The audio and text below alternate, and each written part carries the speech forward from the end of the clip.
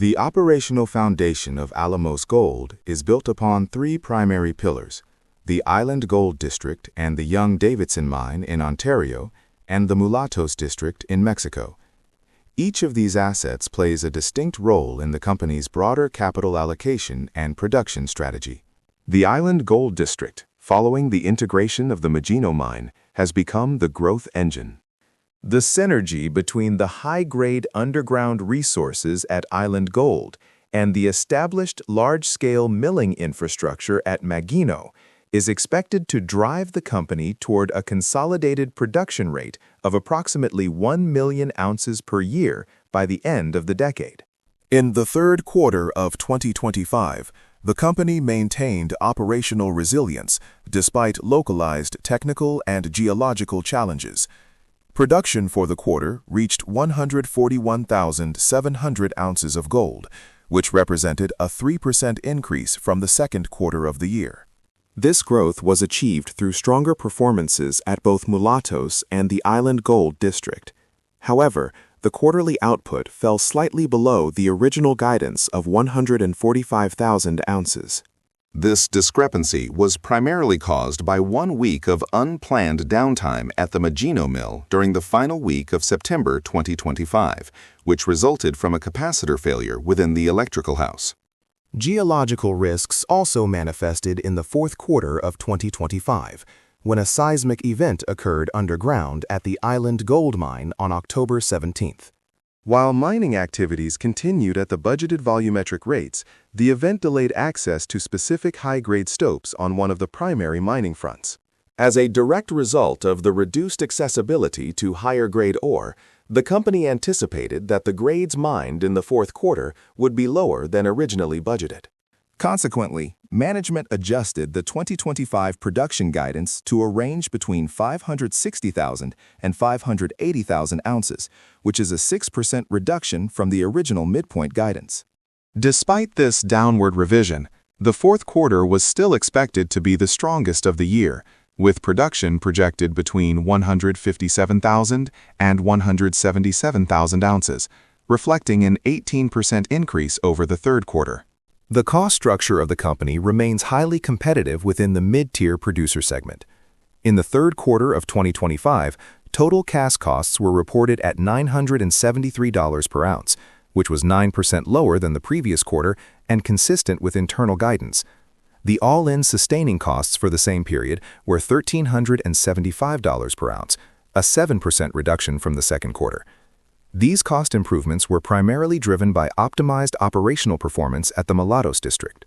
It is important to note that the company has updated its cost reporting methodology to exclude mark-to-market adjustments for share-based compensation.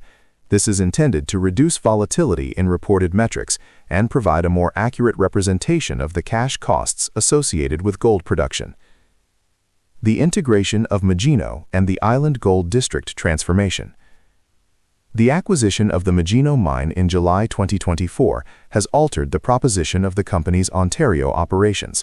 By combining the adjacent Island Gold and Magino mines, the company has created the Island Gold District, a consolidated operation with a massive mineral reserve and resource base.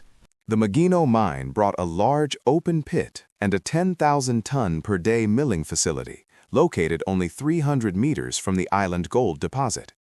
This proximity allows for the immediate realization of capital and operating synergies, as the larger and more modern Magino mill can process high-grade ore from Island Gold more efficiently than the older, smaller facilities previously in use. The technical integration plan focuses on optimizing the Magino mill to a throughput rate of 11,200 tons per day in the short term, with a further expansion to 12,400 tons per day planned for 2026. This expansion is timed to coincide with the completion of the Phase 3+ expansion at Island Gold, which will double the underground mining rate to 2,400 tons per day. The transition from trucking ore and waste to skipping it through a newly constructed shaft, which will reach a depth of 1,379 meters, is expected to drive production higher and significantly lower unit costs. The shaft development has progressed well, reaching over 90% of its ultimate depth by mid-2025. The base case life of mine plan for the Island Gold District, released in June 2025, outlines a 20-year operation with an average annual gold production of 306,000 ounces. For the initial 12 years, production is expected to average 411,000 ounces per year, at a mine site all-in sustaining cost of $915 per ounce. This cost profile would position the district as one of the lowest-cost gold mines in Canada. The economic analysis within the base case plan utilized a gold price of $3,000 per ounce for the period between 2025 and 2027, with a long-term price assumption of $2,400 per ounce from 2028 onward. The after-tax net present value of the district at a 5% discount rate was estimated at $4.5 billion. Beyond the base case, the company is exploring substantial upside potential in an expansion study scheduled for late 2025. This study evaluates the possibility of increasing the centralized milling rate to between 18,000 and 20,000 tons per day. Such an expansion would be highly capital efficient, as much of the existing infrastructure, including the mill building, carbon and pulp tanks, and gold room, was already sized to accommodate higher throughput. Furthermore, the Magino mill is federally permitted for up to 35,000 tons per day, and the tailings management facility has the capacity for 150 million tons, far exceeding the 81 million tons required in the current 20-year plan.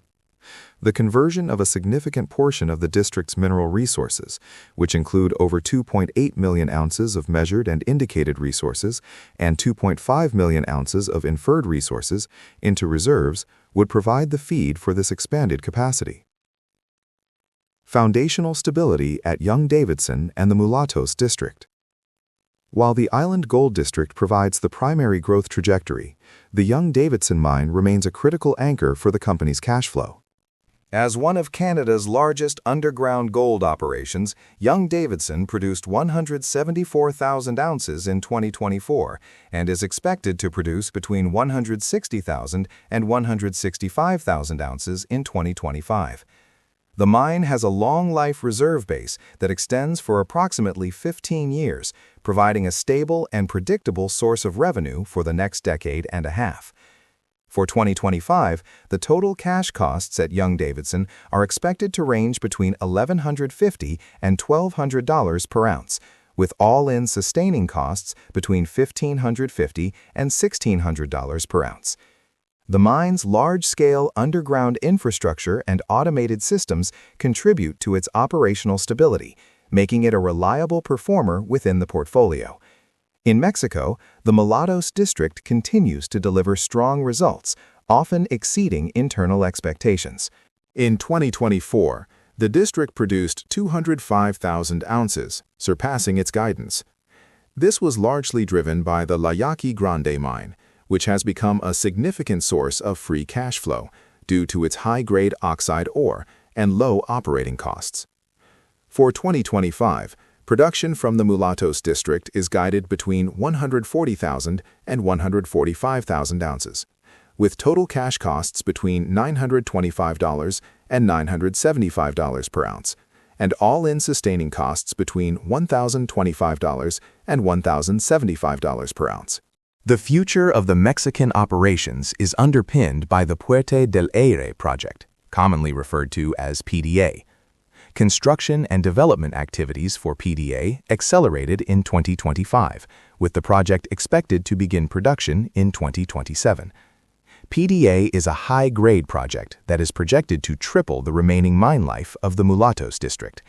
The ability of the company to self-fund the development of PDA, along with its other growth initiatives, is a key indicator of its financial health and the profitability of its current operations.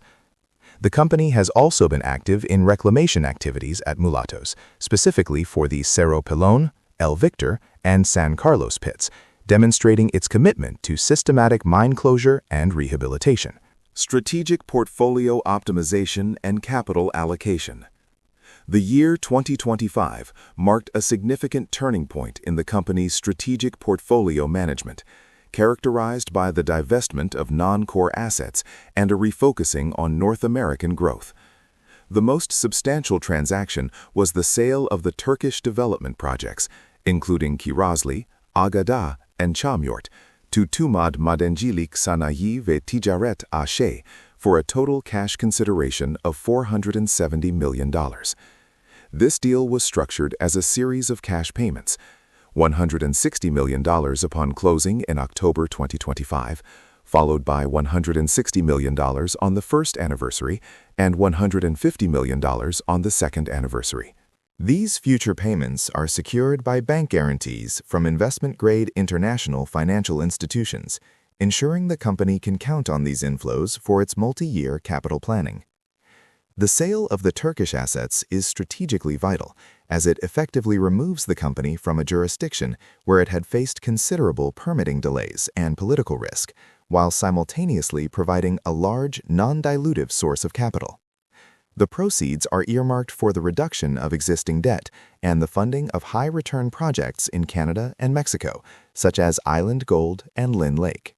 Additionally, the company completed the sale of the non-core Quartz Mountain Gold Project in Oregon for up to $21 million and a 9.9% equity interest in Q Gold Resources Ltd.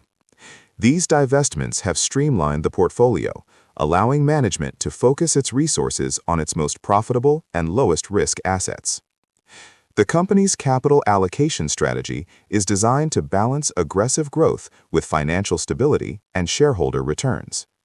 Management has outlined a long-term plan to dedicate one-third of its free cash flow to growth projects, one-third to strengthening the balance sheet, and one-third to returning capital to shareholders through dividends and share buybacks. Following the close of the Turkish asset sale and the record free cash flow generated in the third quarter of 2025, the company's cash balance exceeded $600 million. This strong liquidity position has enabled the company to assess opportunities for increased share buybacks under its normal course issuer bid, which was renewed in late 2025. The company also maintains a quarterly dividend of 2 cents per share, as declared in November 2025. Financial performance and balance sheet analysis. The financial results reported by Alamos Gold Inc. throughout 2025 reflect the benefit of a record-high gold price environment and successful operational execution. In the third quarter of 2025, the company achieved record quarterly revenues of $462.3 million. This was driven by the sale of 136,473 ounces of gold at an average realized price of $3,359 per ounce. It should be noted that the realized price was lower than the London PM fix due to the delivery of 12,346 ounces into a gold prepayment facility at a price of $2,524 per ounce. This facility, which was utilized to fund the retirement of debt from the Argonaut Gold acquisition, was 75% completed by the end of September 2025. Cash flow from operating activities reached a record $265.3 million in the third quarter of 2025, representing a 33% increase over the second quarter. Free cash flow for the quarter was $130.3 million, a historic high for the company, and a 54% increase from the previous quarter. This significant growth in free cash flow occurred despite the company's continued heavy investment in its expansion projects, demonstrating the underlying profitability of the existing operations in a high gold price environment. For the first 9 months of 2025, net earnings totaled $450.9 million, compared to $196.7 million for the same period in 2024. The balance sheet of the company is characterized by strong liquidity and manageable leverage. As of September 30, 2025, total current assets were $1.01 billion, including $463.1 million in cash and cash equivalents, and $229.7 million in assets held for sale, primarily the Turkish projects. Total assets were $5.98 billion, while total liabilities stood at $1.94 billion. The company's long-term debt and financing obligations were $250 million, consisting of a drawdown on its credit facility. This results in a debt-to-equity ratio of approximately 6.2%, which is significantly lower than the industry average. A notable feature of the liability side of the balance sheet is the significant increase in derivative liabilities, which rose to $315.4 million by the end of the third quarter of 2025. This increase was largely driven by legacy gold forward contracts that were inherited through the acquisition of Argonaut Gold Inc. These contracts act as a hedge, but also represent a commitment to deliver gold at specific prices, which can impact realized revenues if market prices remain significantly above the hedge prices. However, the company's strong overall financial position and the ongoing retirement of these legacy obligations suggest that they do not pose a systemic risk to the enterprise. Geological endowment and exploration. The long-term sustainability of the company's production profile is rooted in its exploration program and the high quality of its mineral deposits. The company reported year-end 2024 mineral reserves of 14.0 million ounces of gold, which represented a 31% increase from the previous year. This growth was driven by the acquisition of Magino, high-grade additions at Island Gold, and an initial mineral reserve at the Burnt Timber and Linkwood projects in Manitoba. This marked the sixth consecutive year that the company's mineral reserves have increased, representing a cumulative 44% increase over that period. The Island Gold Mine is a standout asset in terms of grade and exploration upside. As of the end of 2024, its mineral reserves increased to 2.3 million ounces at an average grade of 11.40 grams per ton, while inferred mineral resources stood at 3.7 million ounces at an average grade of 16.52 grams per ton. The deposit remains open laterally and at depth, and some of the best drill intercepts in the mine's history have been recorded in the lower portions of the Island East Zone. Underground exploration drilling in 2025 continued to define and expand high-grade mineralization in the hanging wall and footwall structures, with results such as 82.54 grams per ton over 1.57 meters and 86.23 grams per ton over 2.15 meters. These discoveries are important as they represent potential near-term mill feed that can be accessed from existing infrastructure. The exploration budget for 2025 was the largest in the company's history at $72 million. This includes $27 million dedicated to the Island Gold District, focusing on both resource conversion and regional targets. Delineation drilling at Magino in 2025 aimed to convert its large mineral resource base into reserves to be incorporated into the upcoming expansion study. The regional program also targeted high-grade mineralization at the past-producing Klein Pick and Edwards mines, both of which are within trucking distance of the Magino mill. These efforts are designed to ensure that the milling complex has a diversified and high-grade pipeline of ore for the next 2 decades. In Manitoba, the Lynn Lake project is emerging as the next major growth frontier for the company. Following a construction decision in early 2025, work has begun on this long-life, low-cost project. Lynn Lake is expected to produce an average of 176,000 ounces per year over its first 10 years, with mine-site all-in sustaining costs in the first quartile of the industry. The addition of Lynn Lake, along with the Phase 3+ expansion and the Puerta del Aire project, is expected to drive the company's production toward the target of 900,000 ounces per year by late 2028. Valuation and peer benchmarking analysis. The valuation of Alamos Gold Inc. reflects a significant growth premium as the market anticipates the company's transition from a mid-tier to a senior-tier producer. This premium is largely attributed to its low-risk jurisdictional profile, with the majority of its asset value and future growth centered in Canada. As of early 2026, the company's price-to-earnings (PE) ratio stood at approximately 35.07, while its enterprise value to EBITDA multiple was 14.3x. Discounted cash flow (DCF) models suggest substantial remaining upside. Some analysts' two-stage free cash flow to equity models estimate the company's intrinsic value at $216.22 per share, indicating the stock may be trading at a 76.1% discount to its long-term fair value based on projected cash flow growth through 2035. Benchmarking against industry peers highlights Alamos Gold's premium market position and robust financial health. As of early 2026, the company's market capitalization of approximately $16.1 billion puts it in the same competitive frame as seniors like Agnico Eagle, which has a market capitalization of $85.6 billion, and Kinross Gold at roughly $34.3 billion. Alamos Gold's trailing PE of 35.07 is notably higher than Agnico Eagle at 24.9 and Kinross Gold at 20.77.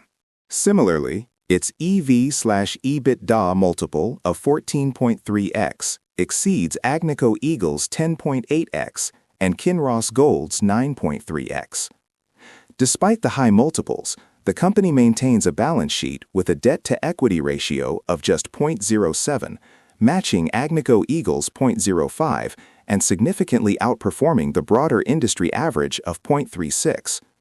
Furthermore, its free cash flow margin of 28.1% remains superior to the mid-tier industry average of 22.3%. Relative valuation multiples. Price-to-earnings (PE) ratio.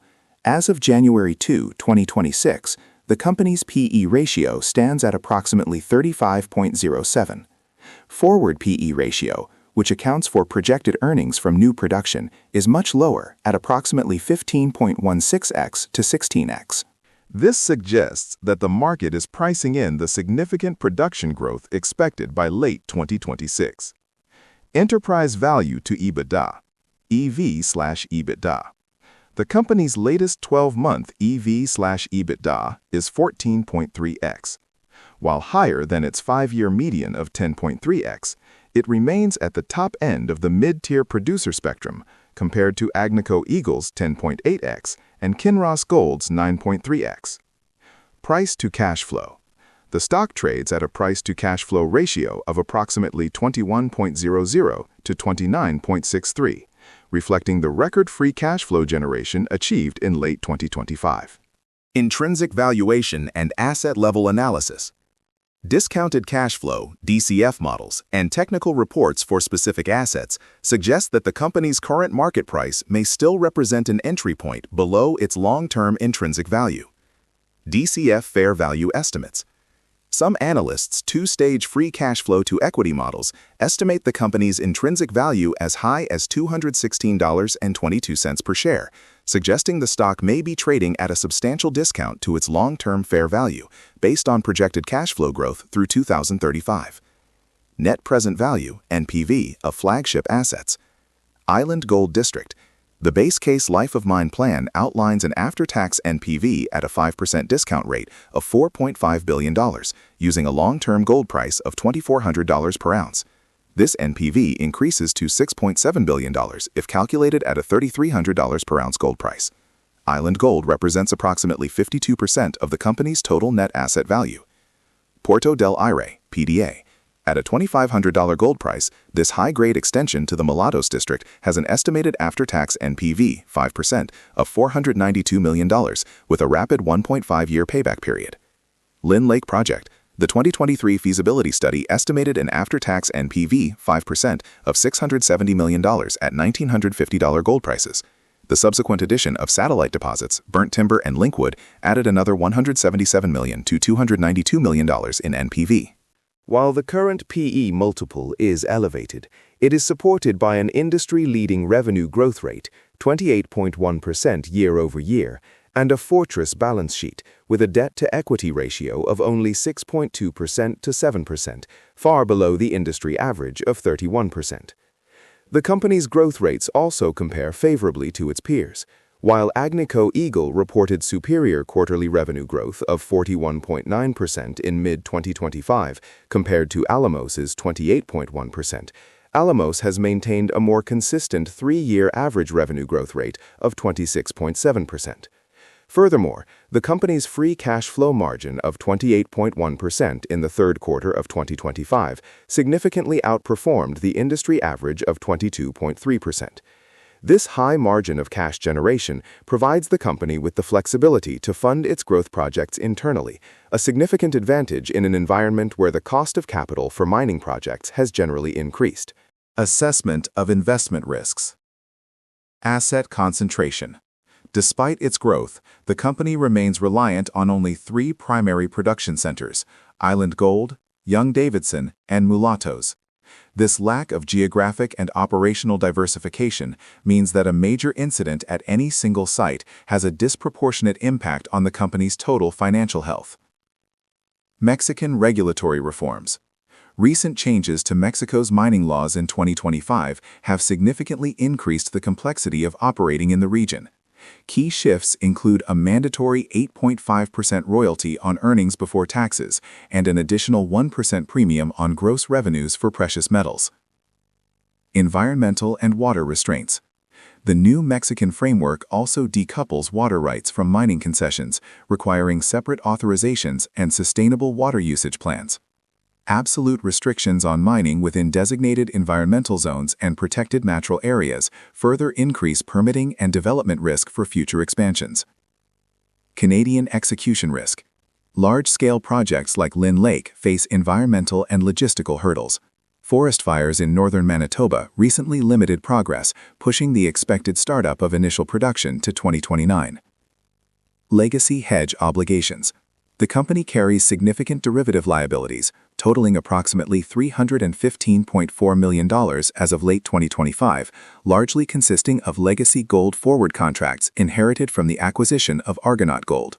These contracts require the company to deliver gold at preset prices, such as $2,524 per ounce, which can lead to realized prices significantly below the prevailing market spot price during bullion surges. Valuation premium. Alamos Gold trades at a significant premium compared to its peers.